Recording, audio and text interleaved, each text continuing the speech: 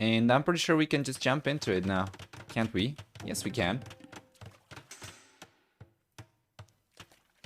And there we go. Welcome everyone then to the first game of the set. Let's just change this real quick as we have once again Aftermath Z versus SalzZ. Perfect. And all's good. So what to expect from this? Let's take a look at the civilizations first. Starting on the left-hand side, we'll see Hearttt playing with Italians, Liereyy playing with Japanese. While for SalzZ, we have Chinese and Vikings. Let me check real quick that we don't have any banned civilizations. SalzZ struggles to remember the civilizations that get banned. But yeah, it seems to be all good for this one. Then, starting with Liereyy civilization first, with Japanese, he'll get 5, 10, 15, and 20% faster working fishing ships with twice the HP and plus 2 pierce armor. We'll also have on top of that, for Japanese, 50% discount on drop-off buildings. They'll get a 33% boost on infantry attack rate. 25%? Or is it 33%, right? It's 33% faster attacking infantry and starting the fuel H. And then we finally have for Japanese, for the team bonus, 50% extra line of sight on galley line ships. So that's going to include galleys, war galleys, and galleon. Meanwhile, for Hearttt playing with Italians, he's going to get a discount on fishing ships of 15%. He gets a 15% discount to go up to the next stage, as well as a 20% discount on gunpowder units. We'll have for Italians also a 33% cheaper university and dock upgrades, and for the team bonus, they'll get access to condottieri from the barracks in the Imperial Age. Now, check this out. Vinchester is trading already with the farthest dock, so he's getting a pretty decent amount of gold. I think it was like 130 or so per trip. Meanwhile, Lierey's not really trading over here that I can see at all. And Classic Pro, yeah, Classic Pro is coming forward. Let's check if he's going to try and trade to Hearttt or Lierey's dock. Lierey's dock is going to yield significantly more gold. Okay, he's going to Heartt's dock, which is a little bit safer because he doesn't have to go through the TC. And it's all good. Meanwhile, Hearttt doesn't seem to be trading that I can see. Let me take a look to see if he even knows where the docks are. He knows. He could have gone for it. He's not going for it. Well, that's going to be a lot of extra resources for SalzZ if AM does not utilize their trade junks. This is the kind of difference that it makes to be familiar with the map, though. And this is just assuming that Aftermath is not familiar with the map as opposed to deciding explicitly not to trade at all, right? We'll see. Okay, Heartt's here. It's just... He's just baiting Vinchester. What is this?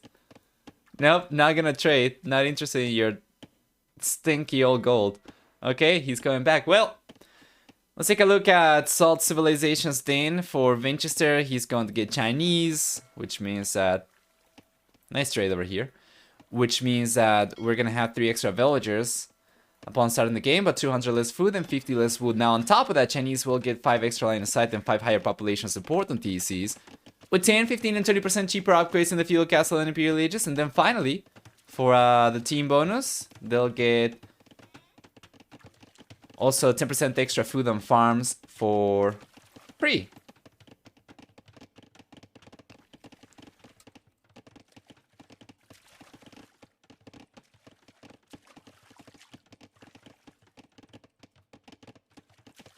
Regardless, one bonus that I rarely ever talk about Chinese, and that's actually going to be pretty important for a map like this, is the fact that we get 50% extra HP on demolition line units, so demolition rafts, ships, and heavy demo ships, of course. Besides that, I don't think we're actually going to have the time to talk about Vikings. Give me a second, guys, because we are going to have a special guest over here. Let me see if it works. 1 second.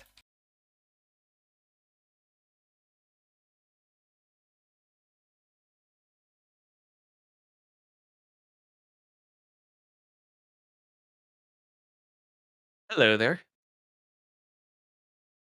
Can you hear me? How you doing? Yep, I can hear you just fine. I'll leave my okay, chat. perfect. you are compared to me, but you sound pretty good. Okay, okay, fantastic. Well, are you in game already? I am in game, and hold on, give me a moment, because I'm going to, you just keep talking, I'm going to fix my sound settings. Okay, yeah, sure. I had just paused the game, but I'm gonna try to catch up right now as the players are getting to the FUEL. Okay, perfect. So, well, guys, you might... I hope you can hear him. You should be able to. This is T-West. He's been covering many of Terranova Duos matches as well, so I've been meaning to co-cast with him. I invited him right now, and he agreed, so, well, he's here. Have you been enjoying the tournament so far? I've been enjoying it quite a bit. Sorry, just give me a moment. I'm fixing your audio. Apparently, my Discord audio isn't coming through to OBS. Mm-hmm. All right, no Anyway, problem. we see, I've really been enjoying all these custom maps as we start getting a bit of a galley fight here on the right side of the water between Classic Pro's galleys and Heartt going for the fire galleys.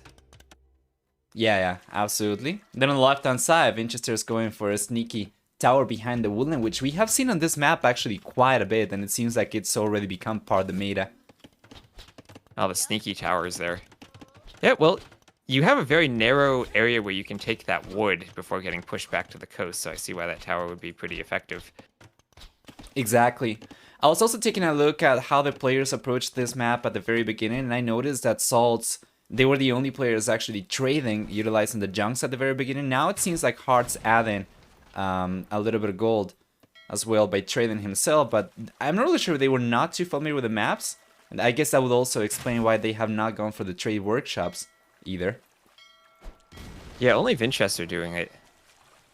I was saying before, I think Vinchester had an interesting Chinese pick on the water map due to the extra shorefish around the TCs with the extra villagers.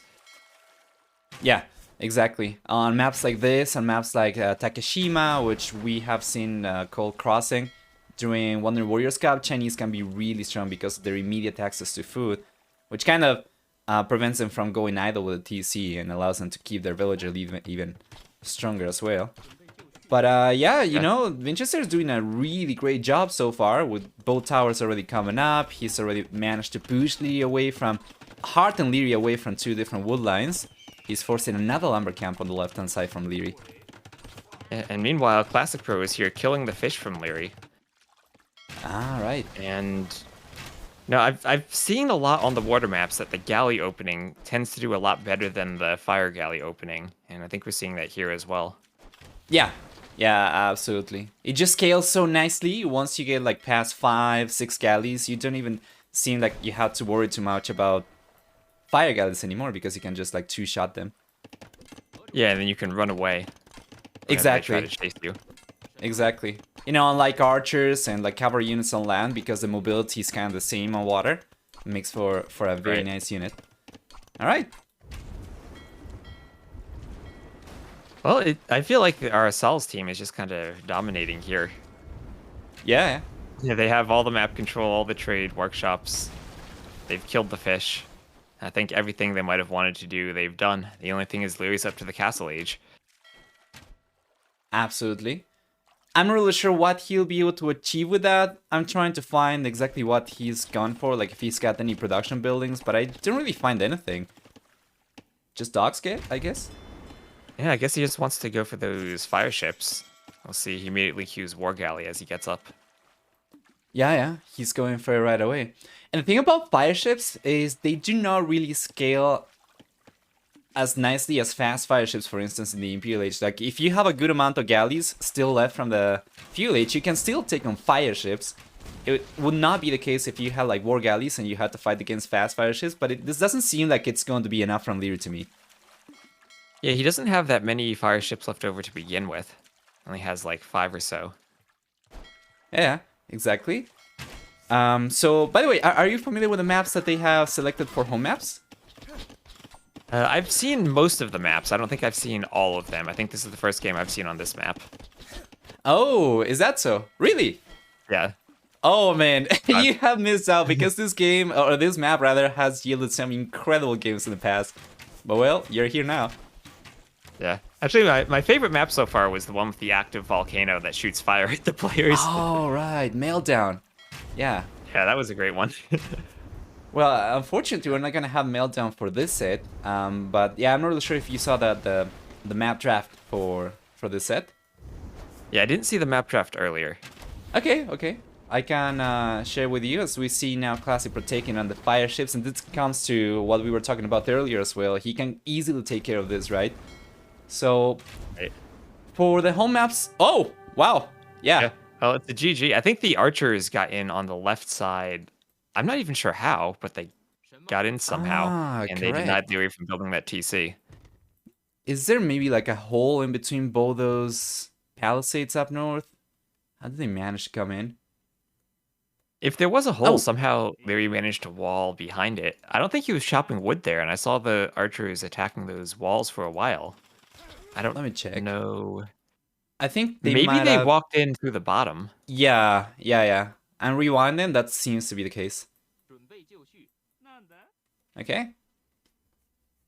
Perfect.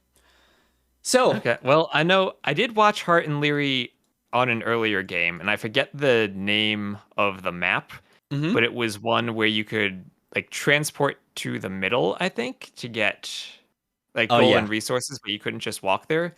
And there was like a shipwreck you had to chop for wood to build the TC, and they didn't seem to know they had to do that for the Yeah. TC. So I'm guessing they're not quite prepared for all of these maps.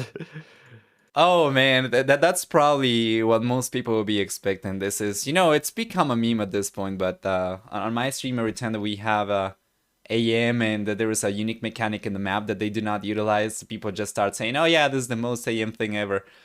I do not really expect them to be too familiar with it. I think they probably were not too familiar with the with the trade workshop mechanic from this map.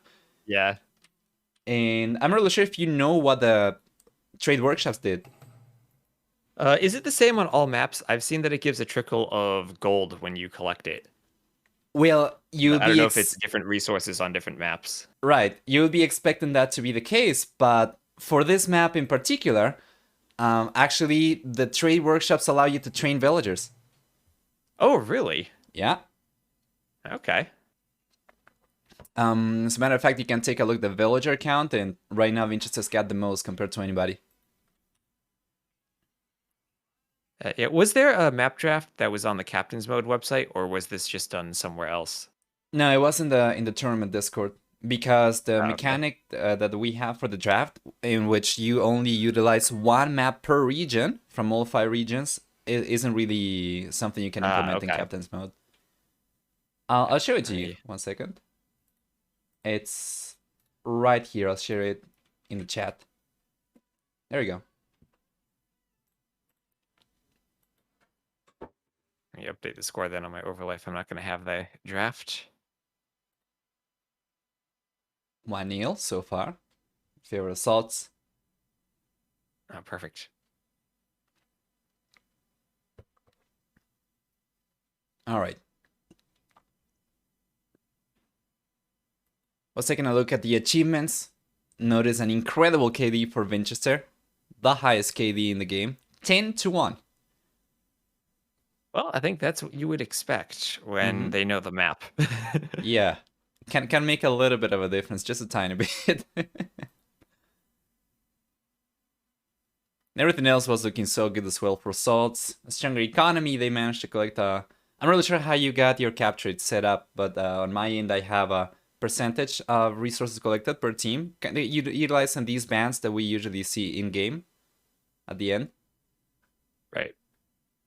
Yeah, and they managed to collect like a lot of extra resources, which makes sense because they had the most workers in the game by quite a bit. Well, that's what having the extra villager production building will do for you. Give you more villagers. Mm-hmm. The interesting thing is on this map, we actually saw the meta evolve. The first few times that the map got played, players would usually send villagers right away to try and get control of the trade workshops and start pumping more vills. But it would be very taxing on your economy, so then it evolved into them completely ignoring the trade workshops. And then they started going for it a little bit later into the game, so they started paying attention to it once again, but a little bit later after their economy had grown a little bit more.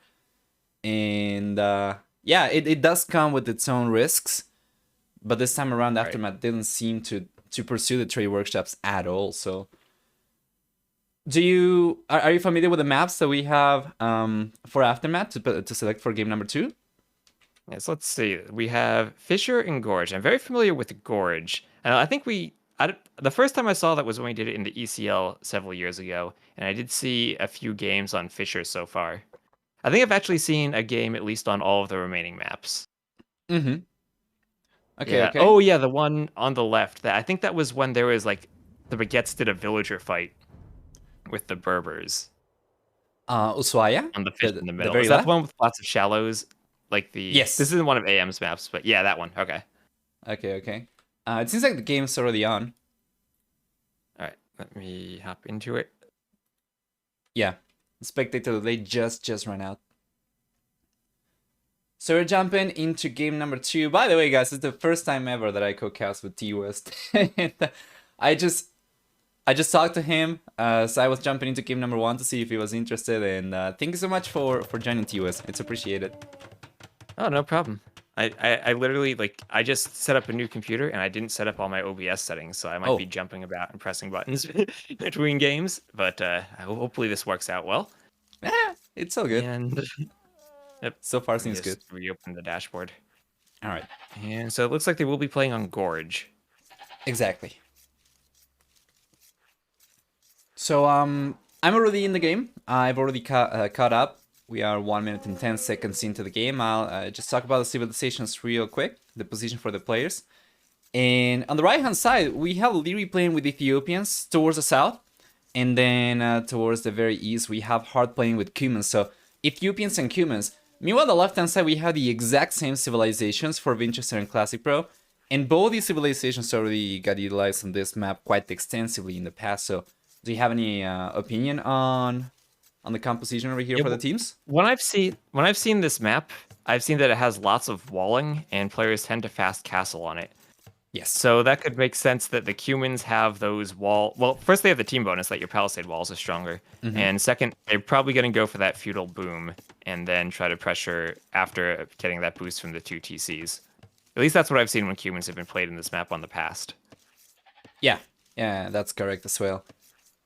Then at the same time, because we have the same civilizations for both teams, it's not really going to come down to a civ win, which I always love because it's going to really be mostly about the players, which it's always mostly about the players and the civs, but sometimes, it can have an impact. Now it's going to be the exact same thing for everyone.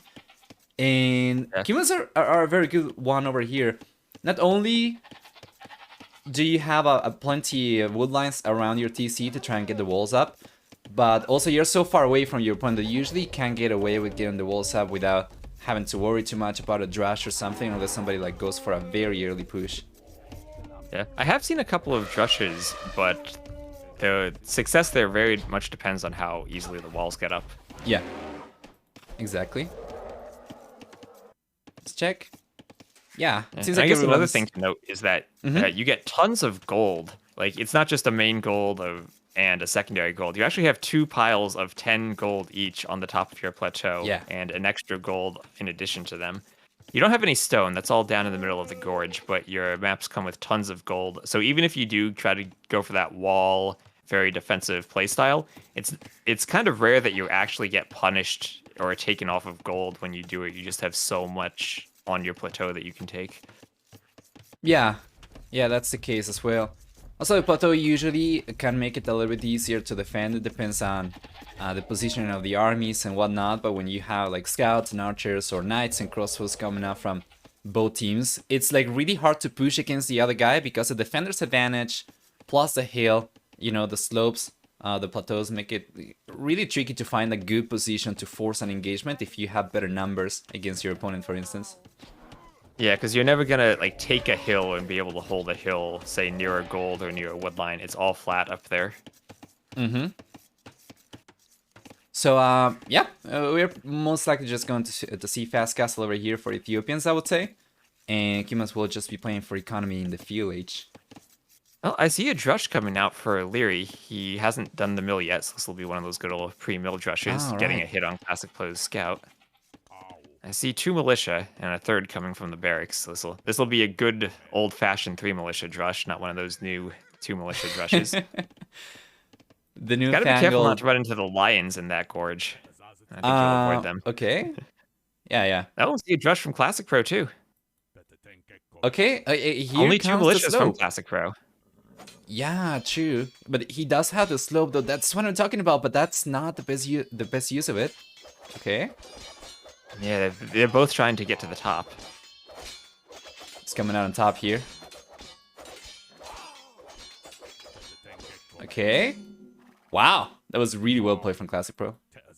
Yeah. Well, Liereyy loses the militia, but he still has more HP on the scout. And so I think he's actually going to turn out okay here with that 3rd militia he added in. Yeah. He won't be able to put any pressure, though, with the Unity scat left. No, but the thing I always look at is that scout. It's so important to keep it alive. And when you get down, even just to 1 HP, it's so easy to be sniped off. If just a stray unit, if you're not paying attention for a second, you lose that scout. Liereyy has a bit more leeway. Although he might... Okay, he almost ran into the TC there. That was very close. He's gonna try and go after the villager. I don't think this is going to work out. Yeah, the villager should be able to... Okay, he's not fighting, though. Oh, he doesn't have delay the Loom, wall actually. a bit. Right. Oh, yeah, he's playing a very long Dark Age behind that Drush. Yeah. I guess that makes sense if you're going for the fast castle, but you do miss the loom. Like exactly. Yeah, exactly. Usually the early Drush is going to push you into going up with a few extra villagers if you still want a fast castle, especially if you still want to go for walls as well. It can be a little bit too hard to afford everything. Yeah, no, it's extra risky when the other team has a Cuman scout, the 2 Cuman scouts actually are fighting. Just because they move faster, and if you have a stray low HP Vil somewhere, it's easier to get that snipe. That's true. The fuel age is already going to be 5% faster. And both Cuman players are already up. They're going for the 2nd DC as well, and it's just going to be pretty standard for them. Meanwhile, now Lierey's going up, Classic Pro's going up. Lierey's going up a little bit faster with 1 less villager. But he's not really been going for the walls, by the way, so it seems like he'll be able to fast castle just a little bit faster compared to Classic Pro, who's had to spend a little bit of villager time, right, getting the walls up. And it looks like Vinchester just lost his scout too, and I don't see Classic Pro with the scout anymore. I think he must have lost it somewhere in Lierey's base. So Liereyy probably feels safe going for that no wall approach just because both he and his teammate have their scouts alive and the other team doesn't have any scouts. So if something tries to attack him, he'll know it's coming and he'll have time to wall ahead of it. I think Classic Pro actually lost a scout to Lierey's foragers. Yep, and that's what happens when you get 1 HP left on it. Oh yeah, I see the body there. What's left of it? Okay, so Lierey's got the scout 4. I'm not really sure if he can do much of anything over here. Does he even? I don't think he's got anything to go and put pressure with, right? No, just a barracks. No, he doesn't lose. He has some forward villages where they're taking a deer. They're not going to pressure anything. He'll build a range as he goes up, but probably not going to see much pressure until those become crossbows at least. Yeah, exactly. So I would expect the archer range and a blacksmith, and he's got the blacksmith coming up on the back. Yep, there it is. We should see the exact same thing coming up from Classic Pro as well, and he's going for it too, yeah. Yep, Ethiopians both doing pretty much the same thing. Cumans doing the same thing. Both teams at very close 61 to 61 villagers. Scouts really the only difference right here. Yeah, exactly. So, what do you think about Cumans and their possibility to go for early aggression? Because now, with the discount, they've gotten to archer ranges and stables. It's made the civilization a little bit more versatile, but it doesn't seem like it's been utilized too much. At the very least in the tournament, like probably 9 out of 10 times that I have seen Cumans, they have just kept on going for fast feudal, 2nd DC, full economy. Well, I think that's the thing that stands out most when you get maps like this one, right? Like if this is a very wallable map, you probably want to do that. I think the aggressive builds, it takes a very specific build order really to take full advantage of those cheaper archery ranges. So if players either aren't familiar with the maps, I think just doing the careful AM style, just boom, play it safe strategy is probably a bit easier to go for. And, well, it probably depends on the map.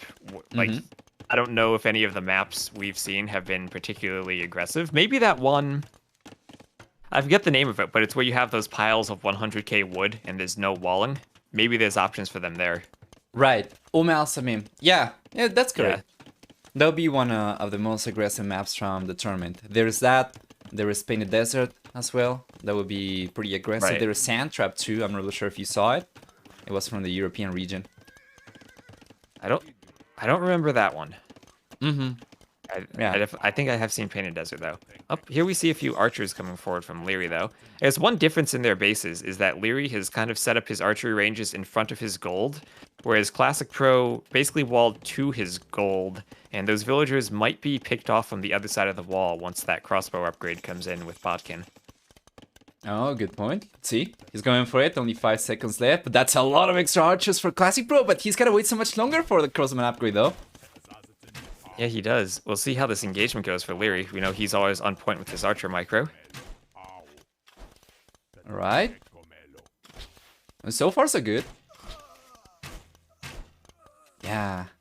Now he's got crossman upgrade over here. Classic Pro is going right up against Liereyy. Not afraid or anything. Oh, I think that was very well micro there from Classic Pro. Yeah. There we go. And Lierey's getting pushed out. I love to see Classic Pro go for the university right away. I'm not really sure if Lierey's got... I don't think Lierey's got a university coming up. Yeah, well, Liereyy can dodge ballistics anyway. Yeah. But No Classic biggie. Pro does have the numbers. At least for now. And now he's kind of pushing Liereyy down to that slope area where it'll be harder for him to retreat if he needs to, because he'll get picked off by the hill advantage. Yeah, exactly. Whereas, yeah, he's still trying to get the university up. Once he gets it, it's going to be much harder to bail. For the other guy, of course. Now Lierey's going back. This is what I was talking about earlier as well. You see how he goes down and up the slope over here into his zone plateau. If Classic Pro chases him and Liereyy brings the defensive, the reinforcement units, then he can actually turn the fight around. So Classic Pro's got to be careful here. Classic Pro's trying to push. Without ballistics, he can run up there and get a foothold on it. Correct. Oh man, he's struggling. He's not going for ballistics. He's got the university, but he's not going for it, and now he's gonna get cleaned up! Oof. Well, there's Liereyy and there's his crossbow micro. Yeah. And as you said, those couple of reinforcement units being added in at the end helped turn that fight as well. Absolutely. And now, well, Classic Pro's got some crosses over here, but because the engagement was so one-sided in favor of Liereyy, Lierey's coming forward and he's got more crossbows than Classic Pro left. Yeah. Meanwhile, on the other side, both players hit castle. Vinchester's adding in a TC, but we see the armor upgrade from Hearttt, who looks like he's going for a stable. Alright. And a third TC as well. Chain bar than armor. We see 3 stables, or no, 2 stables from Vinchester. But I think Heartt's a bit ahead of him and is already sending the knights over. Yeah. This guy knight's coming over. How many does he have? He's got, 3 stables. You said 2 stables for Vinchester, right? Yep. He's had the 3rd stable now. So he's managed to catch up. And I think this is where that Cuman's bonus comes in, right? With the cheaper production buildings, being able to add in those stables helps out as you're transitioning to the Castle Age, because you can add those stables and still afford the extra TC. Yeah.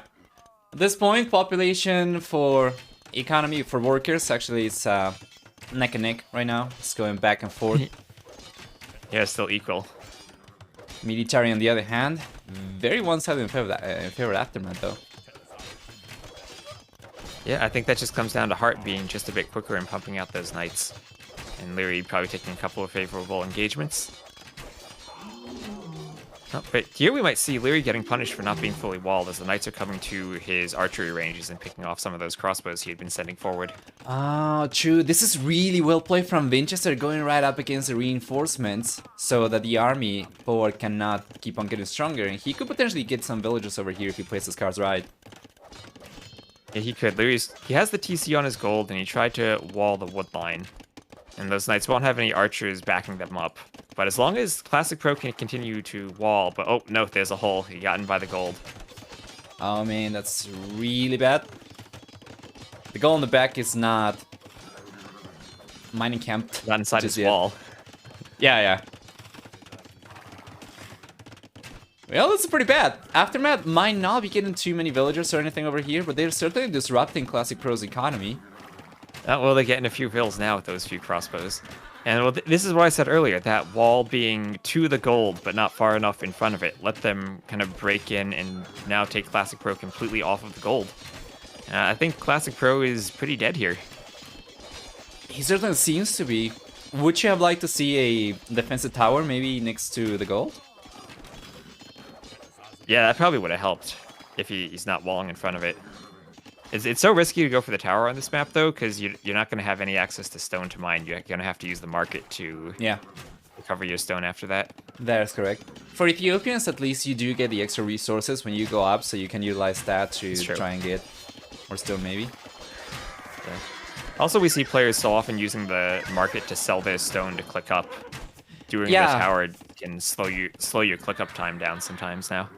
I think that's what we saw, because Classic Pro's gone down to only 100. Oh, wait, I think on this map you begin with 100, actually. Oh, do you?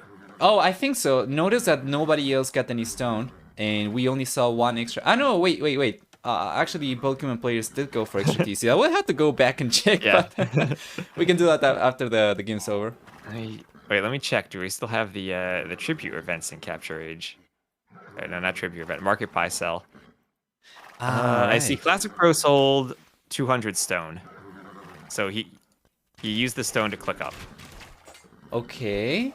Maybe you start with 300? I don't remember. I think there is something different about this one, but I don't remember quite well. We'll have to take a look at it later. And it looks like the two armies are swinging over to try to hit Vinchester now. As Vinchester did have enough knights, they cleaned up the army in Classic Pro's base, but the Classic Pro did take quite a bit of damage there. As he's still on 1 TC, Liereyy has added in 3, and they're just going to push in towards Vinchester now. Yeah.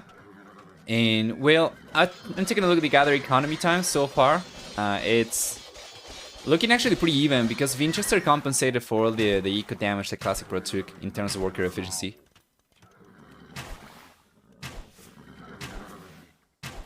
Yeah, and this is a surround by Vinchester. He has more knights here, and the crossbows are coming over. This army could be trapped. I think it is. I think it's trapped, man. I think they're getting cleaned up. By the way, like a good fight for Vinchester. Yeah, that was really good. So the economy that he compensated for, the extra economy he got that compensated for Classic Pro kind of followed behind a little bit. Actually allowed him to get significant more knights over here. Usually, you want to see more crossbows, and you want to have enough knights so that they are a meat shield and the crossbows can work out of. But this time around, actually was such a nice lead for Vinchester. He was actually able to take the engagement just fine with mostly knights. He had enough knights that the bad pathfinding didn't even matter. By the way, I just got confirmation. Matt Cather's in the chat, and he says that it's 200 stone, so I might be thinking of a different map over here. I know there are definitely weird things in this map pack, but this one, it would. In the old days, I remember when I first edited it for ECL. I forget who made it, but it was definitely 200 then. Right. Okay, now this should be going in Pharaoh hard. HP pool is not even close. Yeah, it's such a back and forth. The defender's advantage, your ability to go for extra units, plus the slope over here towards the top of the plateau is just such a nice defensive tool. Yeah, I guess one difference, though, is Heartt's team has more vills, but we have Imperial Age coming in for Vinchester. Yeah. Absolutely. It just feels like every time someone pushes, eventually they get pushed back. Yes.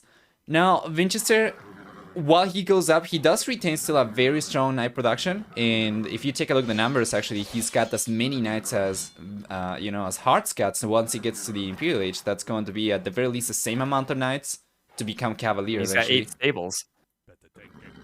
8 stables? 8 stables for Vinchester. Holy moly. Well, we have 9 for Heartt. I guess he's got the... some potential over there, but he's trying to save resource to go up himself as well, and so is Liereyy. It seems like everyone's trying to aim for the Imperial Age, even Classic Pro. Yeah, Liereyy might be in a bit of trouble, though. Those crossbows are getting right in the middle of his base, idling his gold and a lot of his farmers. He hasn't really saturated any of his other gold mines, just a few on the right. And now Vinchester's coming in under that TC too. Let's check. Well, it's looking alright for Aftermath. They should be able to defend over here. But they are so much later up. As soon as Vinchester can get plate bar than armor and Cavalier up, that's gonna make a huge difference. But I'm not the biggest fan of him taking the engagement over there, though. Yeah, he wants to keep his numbers up. He wants those upgrades, because once you get them, crossbows basically become useless until they get ARB upgrades. Yeah. Now, another nice thing of humans on this map is that you start so far away from each other, but the faster moving cavalry kind of helps you catch up. True, true. Notice on the right-hand side, Vinchester is starting to knock on Heartt's door. Heartt gets the quick walls up, though. Using those cheaper stables as a quick walling bonus. Right. So he's gonna go up to 12 stables. I think he's going to finish these. Yeah. He's going up to the Imperial Age, but he's falling behind the numbers quite a bit now. Vinchester is going for Cavaliers, only about 35 seconds away from it. And Plate Bar the number, which is another huge upgrade, it's only about 5 seconds away. So this could be still very rough for Heartt to survive against until he gets to the Imperial Age. He's going to have a good opportunity to push. Yeah. Apart even losing some stone miners there to a couple knights in the eastern side. Absolutely, 2 knights over here, getting so much damage done. He's trying to break through still. Yeah, now Vinchester is taking a fight against Heartt's knights in the middle, and I think this should be a pretty good fight for him. Needs to be careful of that slope, though. Yeah, it is. I'm not really sure what Vinchester was doing. He was chasing a single knight with a huge army, and then the smaller army on the right-hand side died. Army in position. Yeah. Might have been a pretty good play from Heartt. Maybe he realized, and he actually baited those units on purpose. Yeah, the good old custom scenario strategy of using runners to distract the army. Yeah. CBA kind of stuff. Yeah. We have monks coming out for Liereyy. He doesn't really have too many. He's already got on the conversion. Classic Pro and Vinchester are still looking very strong over here. And now Paladin is coming out also for Vinchester. Oh boy. Yeah, but Liereyy is now up. He can do that Arbalest upgrade. And Bracer coming in. Oh, Ballistics just now coming in for Liereyy. He hasn't had Ballistics for a while. Yeah. Let's see. Here come the Cavalier. Here come the Archers. 30 seconds until Classic Pro gets to the Imperial Age and can pursue Arbalester himself. Yeah, and even if that Paladin upgrade comes in, that's still 45 seconds away. Lierey's going to get his upgrades first. And I think Lierey's going to have just enough to keep this out. Yeah, but on the left-hand side, notice the Cavalier doesn't seem like Liereyy noticed about this. Oh yeah, he didn't garrison the TC. Finally, he notices. Let me check. Oh man, check those Cavalier. They've gotten 17 villager picks already. This is huge. That TC is going down as well. Only 5 villagers inside, so they won't be able to push the Paladin away. Yeah. Now they can fight the Arbs much better. Yeah, absolutely. So where are the units? He's kind of split his army once again, though. He sent the bulk of his Paladin over to the right-hand side. He's trying to break through again. Yeah, that he is, but we see more of those stables used as quick walls. Yeah, how many stables does he get with these? 15. I don't know, man. I feel like if they had the chance to straight out kill Liereyy over there, they should have pursued that. I'm not really sure about, you know, giving Liereyy enough space and time over here to potentially recover. The thing is, though, Liereyy, he can't really go over and help Heartt because his Arbalest will just be exposed while they walk over there. That is true. Oh man, that's a lot of extra damage. You know, if SalzZ wins this one, they'll be in a position where they only need one more win to take the whole thing. And this is Aftermath's home map, one of the most standard maps in the map pool. It's actually really good performance for SalzZ. Yeah, and this was a fairly standard gameplay, right? It's definitely a standard map that you would think Aftermath would be more comfortable on. Yeah, exactly. Yeah, there we go. Oh, there's the GG. Right there. Well, man, Yeah, my that chat's asking was me which stable is researching Paladin, and well, there's 15 different options for him here. I guess we can just rewind as well. Let me actually take a look. Oh, it's one in a gorge towards the southmost stable.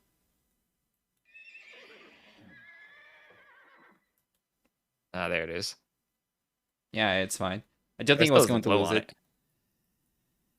Yeah, very Oh, strong play over here for SalzZ, and I would say Vinchester.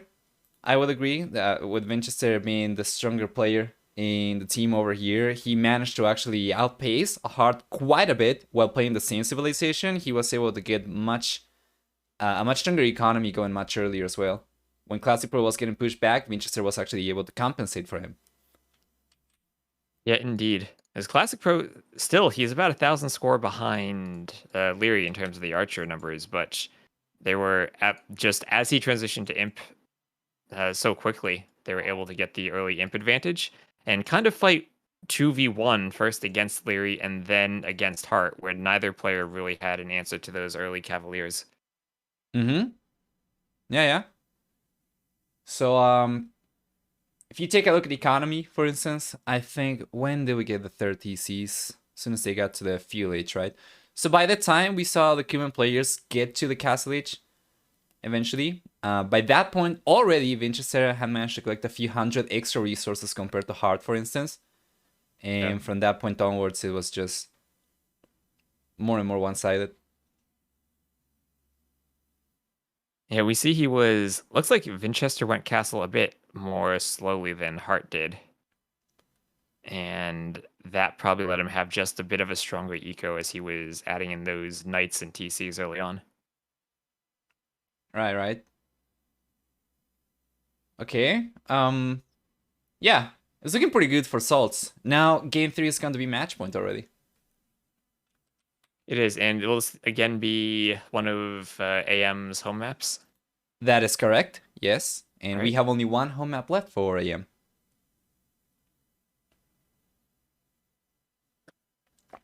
It's Fissure, if I'm saying it correctly. I'm not really sure. Yep. That's All the right. one with those. What? There's 4 clumps of wood in the center, and you basically are kind of walling in a small walled lumber camp near those woods and trying to protect it. At least Yes. that's what I've seen so far. Yeah, that's usually the way Yep. it goes. And then somebody's gonna try to get a monastery at the center and collect all the relics.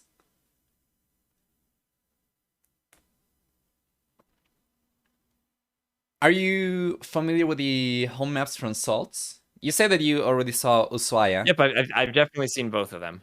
Okay. So Yeah. well, my only game I saw on that one map was Berber's Vil fighting against fishing ships, so I don't know how representative that is of the map. A little bit, actually. It's been pretty common. If you don't see Berbers, you usually see either Japanese or Celts. You remember Healing Cup when this Celt push against dogs early on got popularized? That's what they've usually been doing on Ushuaia, regardless of the civilization. Usually. Yeah.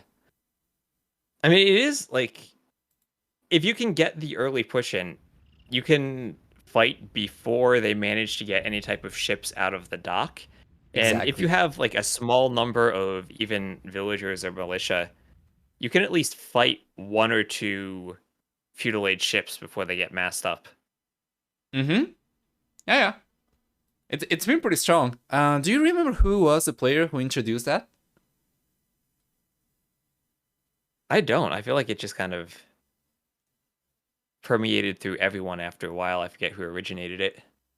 I think so, yes. But I think I recall it was Tato doing it first, and then I think we saw Dao doing it as well. Oh wait, no. I think that was my speculation. I thought it was Tato because we didn't know who the players were back in Healing Cup. Oh, you know Right. what? I don't remember. Never mind. Yeah, that's true. It was like it was one of the hidden players, right? Yeah. I remember I used to Yep. think it was Tato and Dal because there were 2 players who would go for the same, and we were saying, oh, okay, so it's got to be it's got to be two players from the same team that train together, right? But I don't remember actually who was. It looks like the game is getting started here. Perfect. We already have a glimpse of the civilizations too. Yep, it'll be.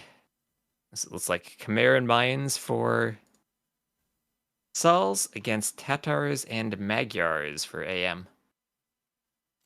Okay, let me check that those aren't banned. They are not banned. Okay. Make sure there's no admin decisions Yeah. that need to be made. Oh, dude, didn't even mention it. There was one series. You know, I usually just open the bans to show it to the stream, but then I forget about it because I just trust the players will take a look at the bans before picking the civilizations. There was one series. Yeah, don't do that. There was one series where a full game got played, and at the end of the game, somebody said, "Wait, wasn't Saracens banned?" And I was like, "Oh, true!" And they had to play the entire game again because I didn't realize in time, and the player didn't realize either. That was one of the group stage sets. They actually ended up playing 6 games because of it. All right. Mm-hmm. So this map, in the middle, there's a whole bunch of relics. I've never really seen them come into play. I think what I've seen is more about controlling the outsides of the maps and getting raids on your opponent's wood lines. I've seen a couple players go for only the small wood lines around their base and not go for the middle right away. Yeah. Definitely doable. It's not going to be the most efficient in the long term, of course, but it's certainly going to be the most... Well, it's going to be the safest, I guess. Right. So for these civilizations, Khmer are pretty interesting. On a map like this, you know, it's fairly open. You do have a few wood lines around your TC, but it's going to be for the most part like very sparse shrubs, right? That are going to make it kind of hard for you to just completely wall yourself in. So Khmer are going to come in quite handy because of their ability to carry some villagers inside houses and whatnot. You start with those 4 yurts around your TC. Can you garrison in them or only in houses that you build? You know, I haven't tried, but I would imagine you cannot. I would imagine you actually have to go for houses.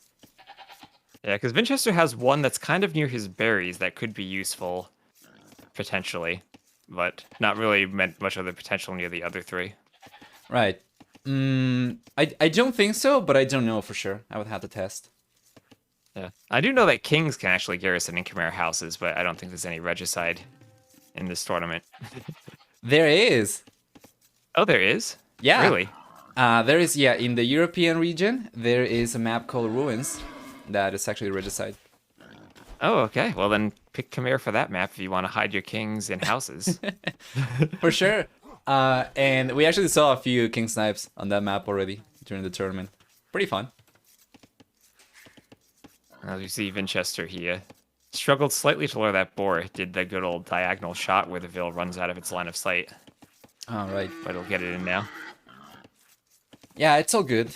What else do we have over here? So we have Khmer for Vinchester, and Classic Pro is playing with Mayans. So we're probably going to see your standard scout push from Khmer and your archer production from Classic Pro. Meanwhile, they'll be facing Magyars and Tatars respectively. So the same thing as well. Magyars most likely will be going for scouts. Tatars will most likely be going for archers. Do you expect to see maybe a potential switch into cavalry archers eventually for Tatars over here, or are you expecting to see mostly archers? I would imagine cav archers have to come out because they don't have that arbalest transition. You need to get to heavy cav archer if you want to play that archer unit in Imp. The thing that I find interesting about Tatars and Magyars is, like, you expect them to go, like, Scouts Knights for Magyars and Archers, Cav Archers for Tatars, but they're also versatile in that they can switch the roles if they need to. The Tatars are certainly a capable cavalry civ, and the Magyars are certainly capable Archer, Cav Archer civ. Yeah, exactly. Well, Magyar's get that's pretty nice, of course. There's a discount on scouts, which can be pretty handy in the fuel age, and then you can transition your infrastructure for cavalry production very nicely into the castle age. They do get fully upgraded arbalesters, and they actually get better than fully upgraded cavalry archers themselves too, as well. Right, once they get their unique techs coming in. By the way, thank you so much for the raid, Miguel. It's appreciated and welcome you guys. We are casting this round of 12 best of 5 set between Aftermath Z and SalzZ, and with me is lovely T-West, co-casting in the channel for the first time. Hello, Miguel viewers. Miguel is lovely. Yeah. You should just pass that along. There we go. But yeah, as I was saying, you kind of an option might be instead of going for the Cav Archer switch from the Tatars, they could go for the Keshik switch eventually, and you could have the Magyar player switching to heavy Cav Archers and the Tatar player switching to Keshik depending on the situation. There's lots of different options that you can do with these two civs. Yeah, it certainly seems to be a lot more versatile compared to Chimera Mayans, right? You're going to have a bevy of options. For Chimera Mayans, you're kind of stuck in that dynamic of cavalry for one specific civilization, archery for the other one. Right. Well, first player to get to a fuel age will be Vinchester. Surprising no one, Chimera can be extremely aggressive that way. We'll see a stable come up right away for him as well. Yep, of course, skipping the barracks. Mm-hmm. And he is against the Magyars player, so sometimes skipping that barracks in the scout war can be a bit iffy because you're not going to be able to add in a spearman or two. You really need to use your aggression to keep the fight out of your base. Yeah, absolutely. Well, right now he's doing it. He's skipping the barracks, so what do we get for Heart instead? He already has the barracks and he's going for the stable. The players are... in this map, they can be a lot farther apart than they are right now, so they are not too far away. But it should still be enough for Heart to hold on. Even just by scout production, he should be able to equalize Vinchester's numbers by the time Vinchester's units finally get to Heart's side of the map. But then the Spearmen can also make it so much harder for Vinchester to get like any damage done. Yeah, especially since he's going to be fighting scouts with the free +1 attack.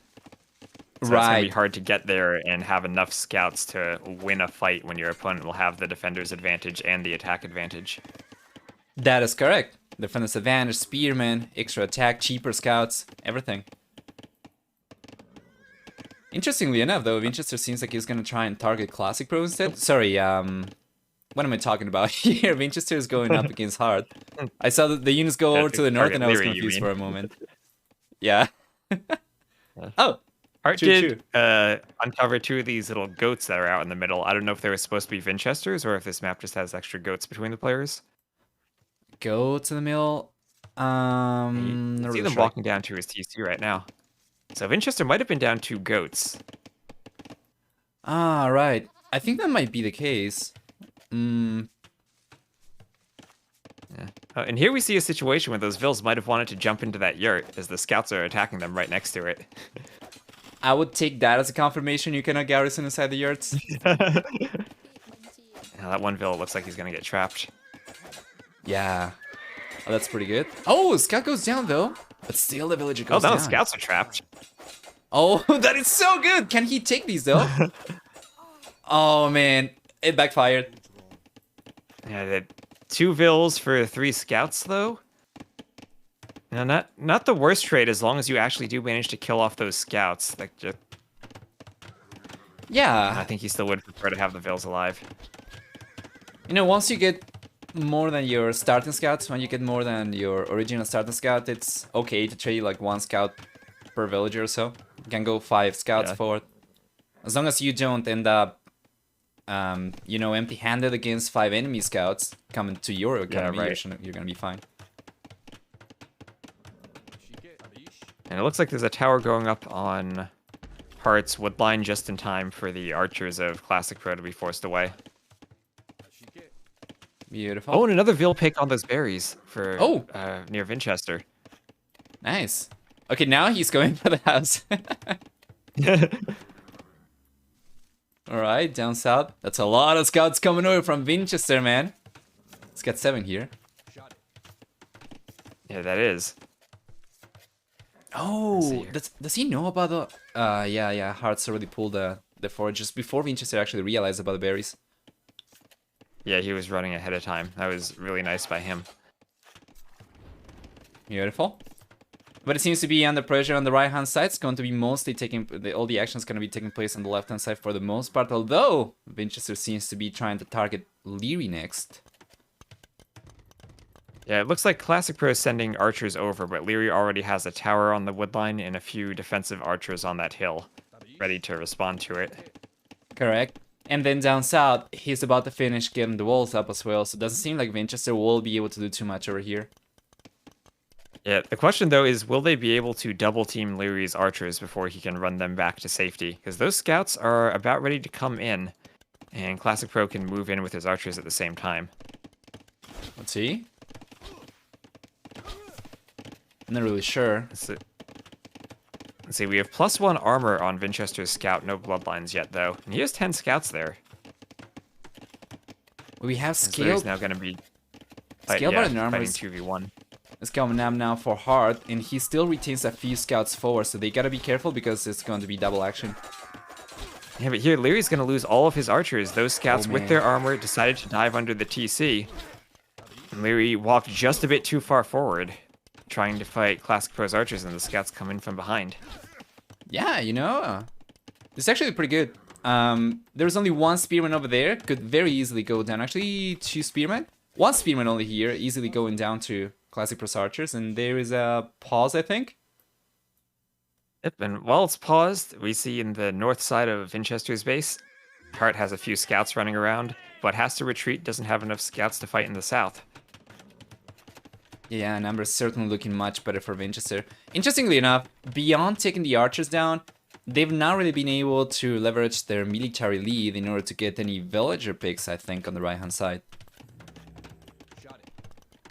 Yeah, Vill count's still pretty much even between the teams, only a 2 villager advantage for Heartt's team. Mm-hmm. And you know what? You take a look at Aftermath's resources, and it's actually not looking too bad. Yeah, Liereyy lost his army, but didn't really take any eco damage after that fight. Bloodline's just now coming in for Hearttt. Exactly. Seems like Liereyy will be the first player to get to the castle edge by quite a bit, followed by Classic Pro. Yep, those archer players wanting to get that crossbow upgrade as fast as they can. I'll have to keep track. Do they have a market that they're using, or doesn't look like it. Looks like they're just going to click up normally. Classic Pro's adding the market. Okay, there he's scattered now. He should be able to go up as well. He's using the market right now. However, Classic Pro does have a much larger amount of archers right now compared to Liereyy. If he can keep production and he can keep his current army alive as well, once he gets to the castle edge, that's going to give SalzZ a very nice lead. Yeah, he needs to keep it alive though. The scouts are trying to move in, but I think they're just a bit too late as Classic Pro is able to group it up.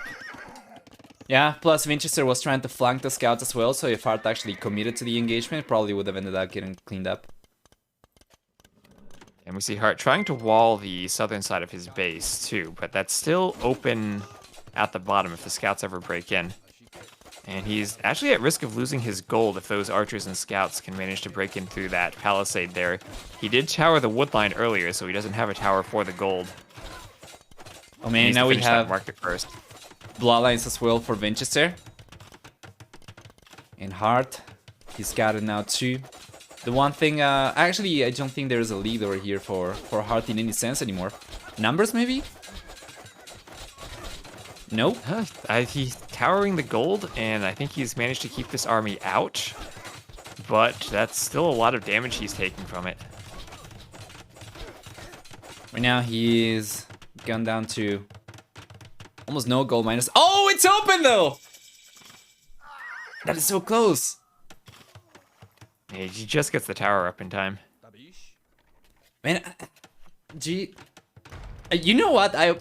I do understand the abundance of caution over here from SalzZ, but I think they actually would have been able to go forward and try to get us around in the tower. With the amount of archers they had, I don't think there was too much that Hearttt was going to be able to do. You know, I understand that this is right before he's going to get those crossbow upgrades. Yeah, that's why the players are undetermined and I'm casting. Alright, there we go. They're going right up against Liereyy once again, and because they took a beautiful engagement earlier and reduced Lierey's archer count by quite a bit, this could be good. However, Lierey's already managed to get enough archers to catch up to SalzZ for the most part, but those archers are forward. He's gonna be counter-striking, so it means that he'll be kind of exposed back home too. Yeah, forward, but there are 3 stables making scouts. There's only a good 12 or so crossbows. once Vinchester gets up, he could perhaps go light cav and be able to clean up those crossbows in the back. Right. Meanwhile, Lierey's base is just open. That's just a palisade. That's not going to stop this army. Yeah, correct. There's also the fact that Vinchester preemptively moved villagers away from that gold. Oh. The scouts are here, though. From Heart. They are, but nothing they can really hit.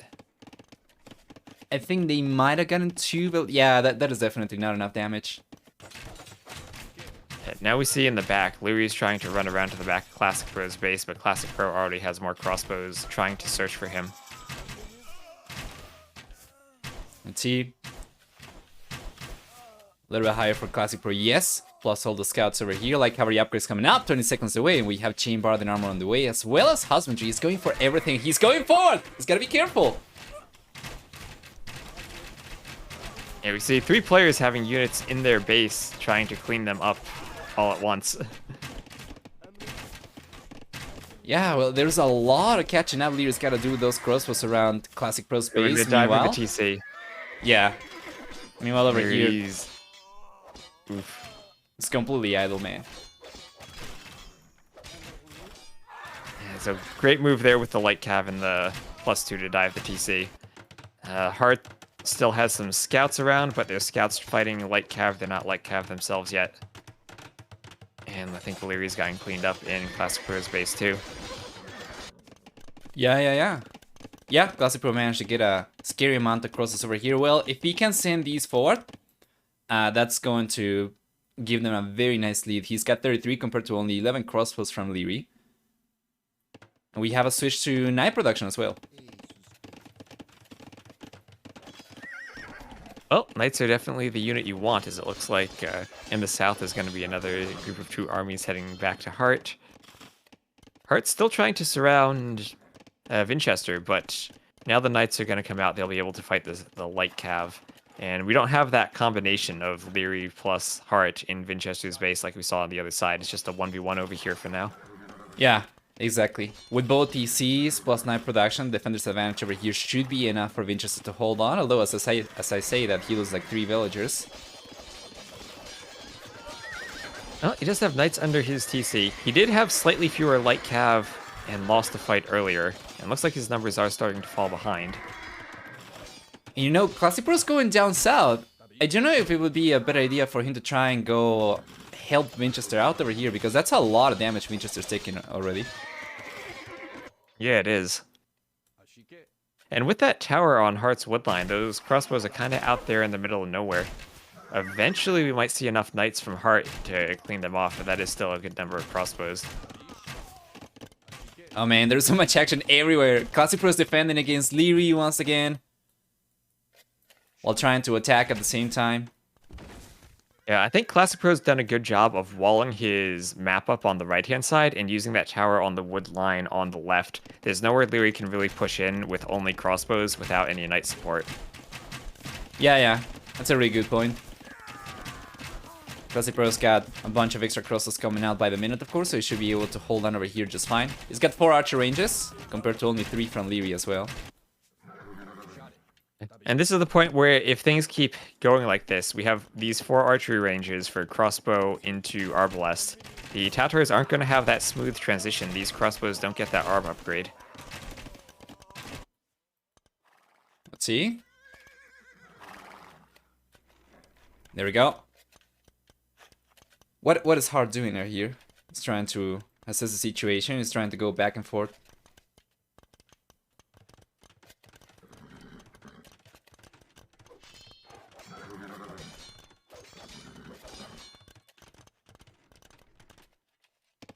Oh, that's pretty good. We have a 30C already up for Vinchester, close to the wood line. They're protecting it right next to that tower, but his eco is still kind of being raided by those knights. Light cav really aren't the unit you want fighting off knights. Oh boy. Looks like Classic Pro did dive the back of Heartt's base, but is kind of trapped there now.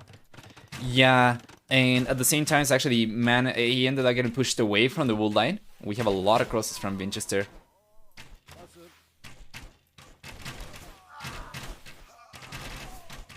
From, what am I talking about? From Lierey, sorry.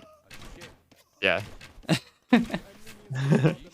There's just so much going on all places. Hart needs to delete some of his walls better, but he will finally get us around on some of these crossbows from Classic Pro. The Knights will do their best to pathfind and take an engagement. Here comes Vinchester with a few Knights to help, and looks like he'll get there just in time. There's a bit of a hill there by those bushes for the crossbows to stand on. That'll be very annoying until a Mangonel comes out. Well, you know, Aftermath's getting a slight lead in military. SalzZ still a little bit ahead in economy. And now at the center, Heartt's actually going for a monastery. He's gonna try and collect all these relics. With about 10 relics to be collected over here, if you end up collecting them all, it's going to amount to about 12 villagers worth of gold income. 12 fully upgraded gold miners, I think. Yeah, so if you can sneak that in while your opponents don't notice, it's nice, but Vinchester is coming over right away. And do you have vision of the middle on this map? I don't no, think... you don't. No, you don't. You will notice when the relics get picked up in the fog, at least. Yeah. Yeah, he noticed.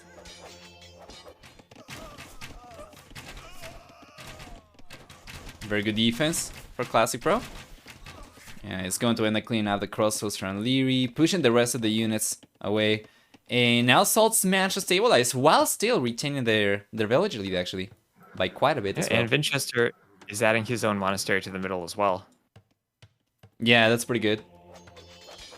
Classic Pro's here, it's got crossbows. We have light cavalry for Vinchester as well, so it's unlikely Heartt will be able to really collect the relics over here. And he's bringing that Mangonel to the middle, but will be difficult to keep that alive now that there are a few knights out, and he doesn't really have crossbows around to protect it. I'm not really sure where the rest of the knights are from Vinchester, but he needs to bring them over to the center now. Heartt's bringing a bunch of knights over. It's gonna be kind of rough.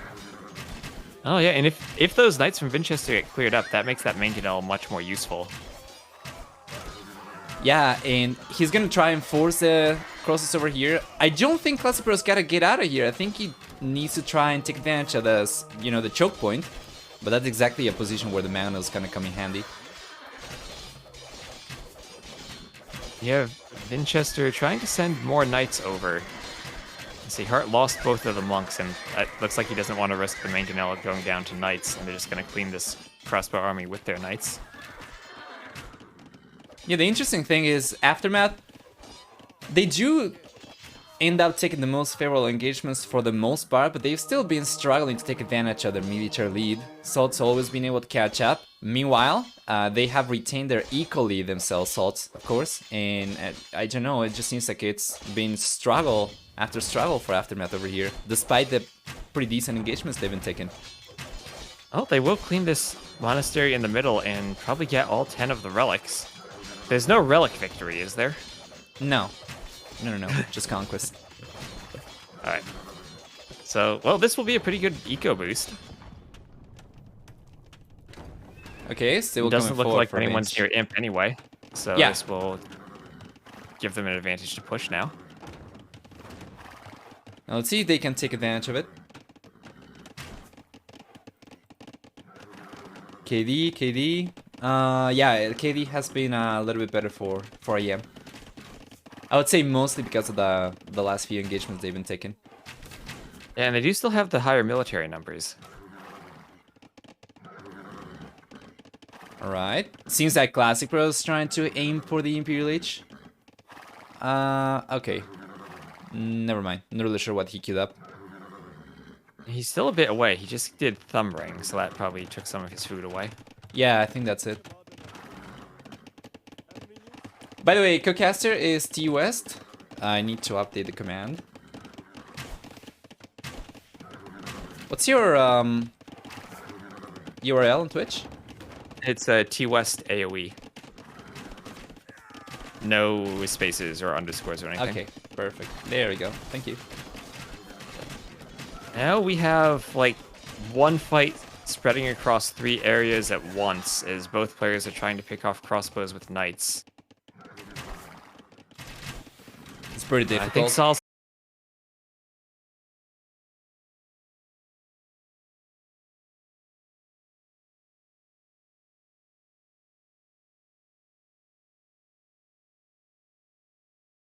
Boy.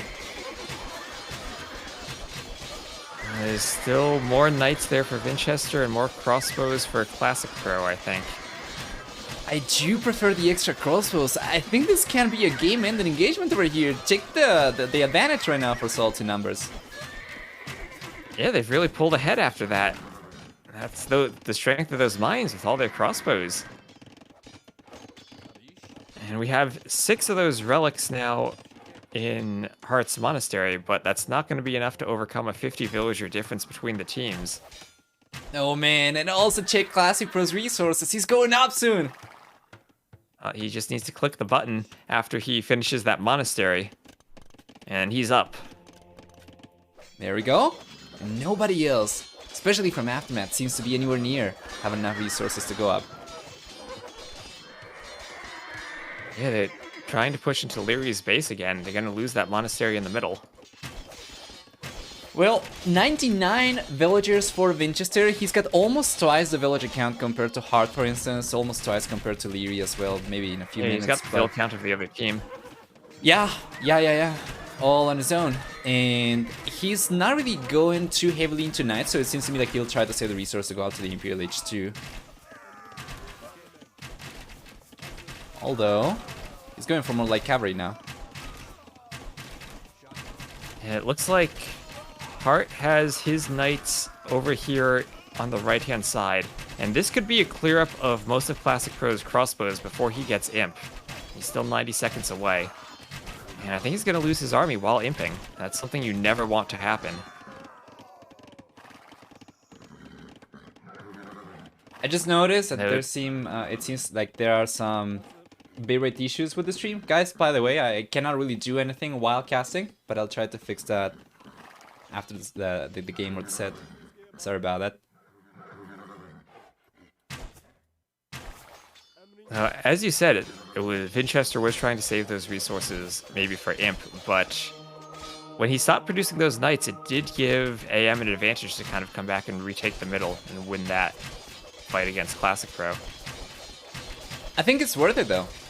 I think going up to the Imperial H, especially as he holds on to a decent amount of knights that he can use defensively if necessary, it's gonna be worth it, because once he clicks up, he can resume military production once again, and it's only a matter of time until he gets to Cavalier and play Barden Armor.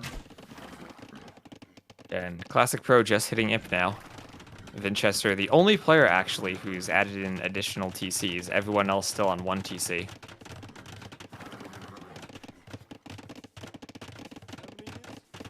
There we go, our ballista is gonna be here in about 15 seconds. Sending us down to the middle.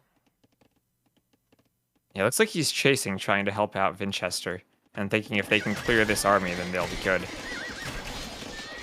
Vinchester might even be able to clear it himself. Think so? There's another group of knights on the left, but it's the crossbows they really want to kill. Yeah, and here come the Yarbs. Well, nobody's going out to the Imperial Age from Aftermath for sure. These crosses should get cleaned up. And I don't see a way for Aftermath to put a stop to an Arbalister push. Yeah, not in the Castle Age. Especially as very soon, of course, Vinchester will be going for Cavalier himself too. Man, he's gone for a lot of extra stables. Oh yeah, it's like he's playing Cumans again. He's got 8 stables here. There we are. Yeah, Liereyy+Hearttt just keep on getting pushed away. They're just gonna keep on running away from the Arbalistas over here. And while they do not get cleaned up, it doesn't matter too much. Eventually, Vinchester, once he resumes production, once he gets his economy up and running again, should be able to go for enough knights to push both Liereyy+Hearttt away. And then maybe Classic Pro can be free to go forward. Yeah, Lierey's trying to get a raid on Classic Pro's woodline, but his crossbows are just going to run into some Arbalists pretty soon. And there they go. Yeah, they get cleaned up. Now both players are in the Imperial Age. Wouldn't be surprised to see AM call it, but at the same time, this being the set, of course, the match point, certainly could try to keep on going a little bit more. Yeah, they'll keep trying to collect those relics in the middle again. I like how Vinchester just made a farm in the middle with his villager next to that monastery. Yeah, Lierey's here. I don't know. There's so much catching up for Aftermath to do. There we go. They're calling it. Yeah, they're calling it right there. Clean 3-0 sweep.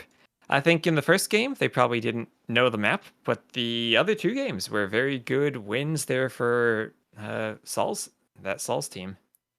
Exactly. You see Liereyy with 223 crossbows, but it wasn't enough. That makes me wonder how many crosses did Classic Pro go for, given that for SalzZ it seems like the most of any individual unit type produced was 71 like cavalry. That seems odd. I would say there should have been more crossbows from Classic Pro. Yeah, especially with 5 ranges. 6 ranges even. I think this might not be correct. Well, regardless, really well played from SalzZ. They do move on then. And how do they get rewarded? Well, they'll be fighting against a stronger team next, of course. After moving on over here, they're going to be facing, in the round of 8, Perfect Couple, actually. And that's the... Was that the Vietnamese team? Correct. They have Bad Boy, they have SalzZ, and they have ACCM. Yeah, all right. So that is a good team. Hard to think that you beat AM and then you move on to face another team, but that's what just happened to them. Yeah. Yeah, it's hard to think beating AM full stop, especially in 2v2s where they've been dominating for the past few years when it came to major tournaments. Yeah, but I know Hart and Liereyy probably haven't been playing many 2v2s together recently. I know there were many years ago when Liereyy was starting out, he played a lot of 2v2s and even won some tournaments or did well in them with Hart. But nowadays you think it's more like Liereyy and Hera who would be together for AM. Yeah, that would usually be the case. When we had the registrations open for Terra Nova Duos, Hera was still away from Age of Empires, so he didn't sign up. That's kind of interesting because, for instance, the Viper's been playing Age of Empires 4 as well, but he did sign up with one of Gamer Legion's teams. So technically, like, Hera could be playing right now if he had signed up with AM at the very beginning, even if he was not playing. Oh, Viper could start playing next week. He could have. I didn't see what happened to his team earlier. Yeah, Gamer Legion played yesterday and they got knocked out. Ooh. Well, one of Gamer Legion's teams. They were playing against Dogel and Miguel.